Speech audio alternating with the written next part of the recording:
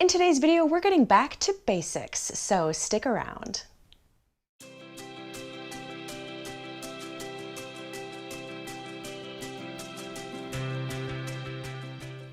Hello, I'm Rachel from PencilStash, your one-stop shop for everything adult coloring related. Here we do tips, tricks, and demonstrations. If you're new to the channel, go ahead and hit the subscribe button, and if you like the video, leave me a like. And don't forget to stick around, where we will be announcing this week's featured work from our Facebook group and Instagram.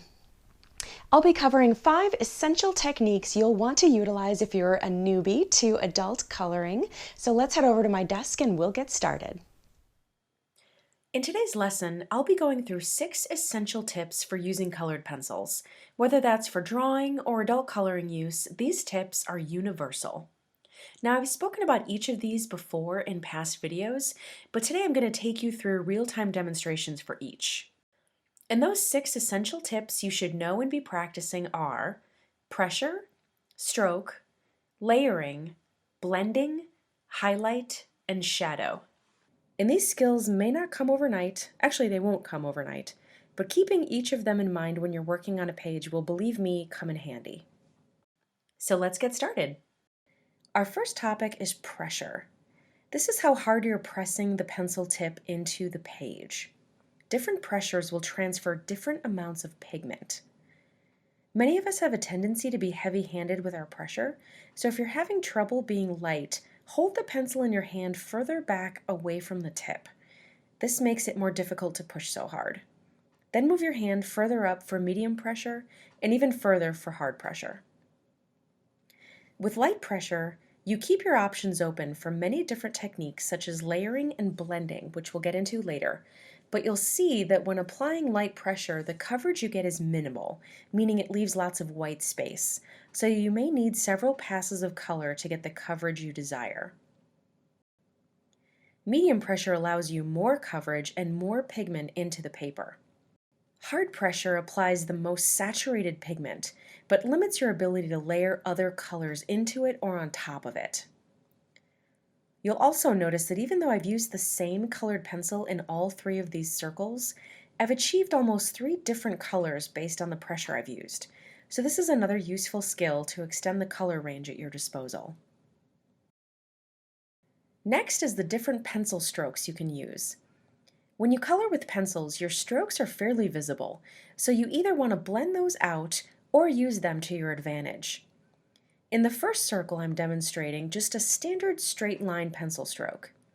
If their lines are going to be visible, it helps to have them all moving in one direction in a given area. It's tempting to keep turning the page to get into all the areas, but keeping it consistent will give you a cleaner look, and using consistent pressure can even help you hide those strokes. And you can always blend out your stroke marks later. Next is circular strokes. This can help you get into tight corners or even circles like this one. It can also be an interesting texture if you like the look.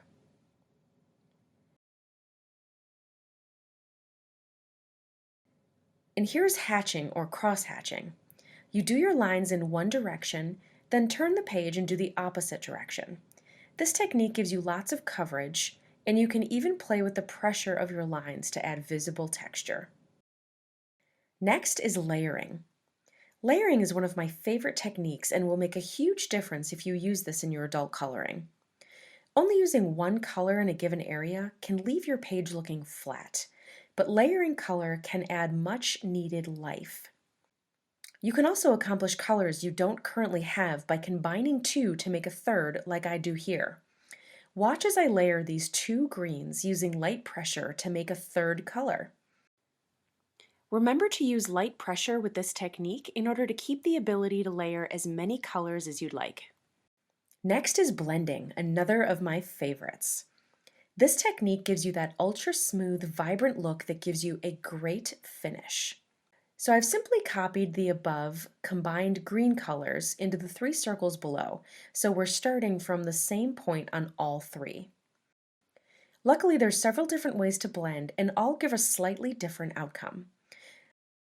First, we'll blend with the lightest of the 2 colors we've already used. You need to use medium to hard pressure here.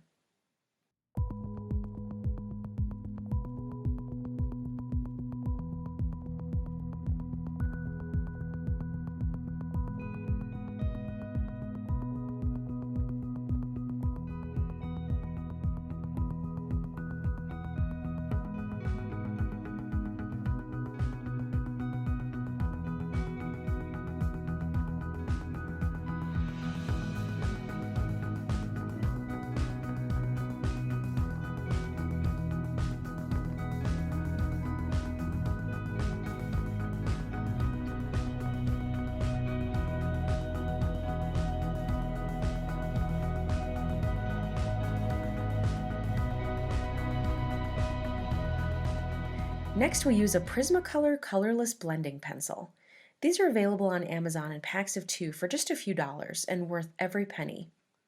This pencil contains the same wax substance as your colored pencils, but has no pigment in it, so it simply pushes the pigment already there into the adjacent areas and blends them together.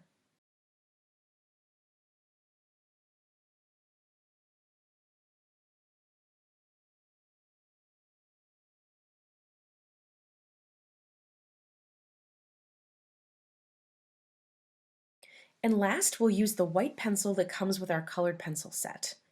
This acts much like the blending pencil, but does have white pigment in it. It'll give you a similar look, but it can come out a little bit milky, so just keep that in mind.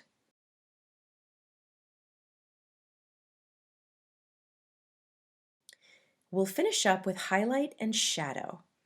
Now to demonstrate this, we'll have to utilize all of our previously talked about techniques: pressure, strokes, layering, and blending.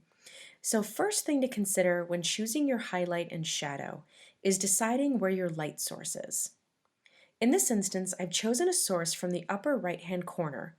This is where my light will hit our circle, so this is where we'll place our highlight.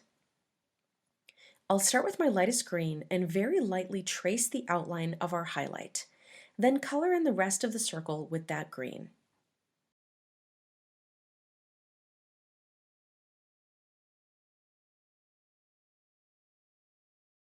Then take your white pencil and using circular strokes, I'm going to fill in the highlight area, softening the edges against the green as I go. Next, I'll start the layering process with a few more greens. You'll notice I don't color the whole circle with the other greens. I gradually layer them, getting darker towards the bottom left corner where our shadow will be.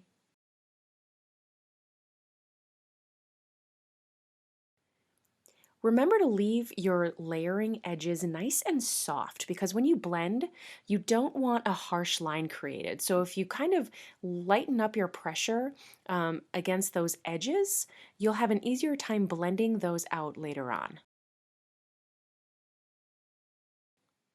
I'm also blending slightly as I build layers, but careful not to press too hard with my blender at this stage, or it'll be too difficult to add layers on top. Now I'll blend everything out to give it a nice, soft, consistent feel.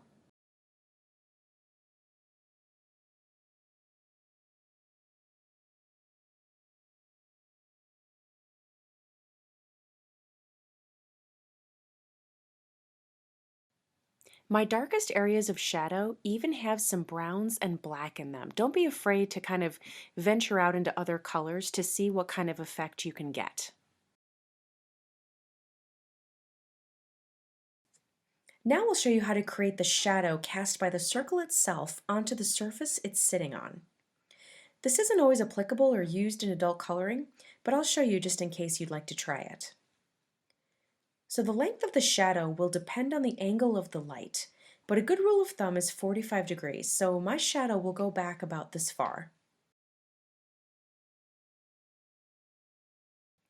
I've created the outline with my pencil along with some simple texture lines, but I'll fill it in with my colored pencils.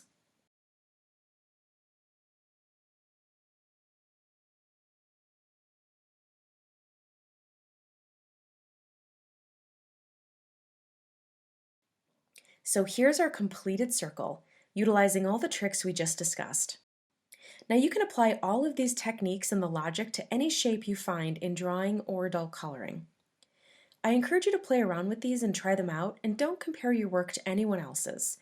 The style you develop is uniquely yours and therefore incredibly special. So here's some examples I've pulled where I use these same techniques in some adult coloring. The principles are the same, and you can apply this logic to whatever artistic venture you'd like to try. Good luck!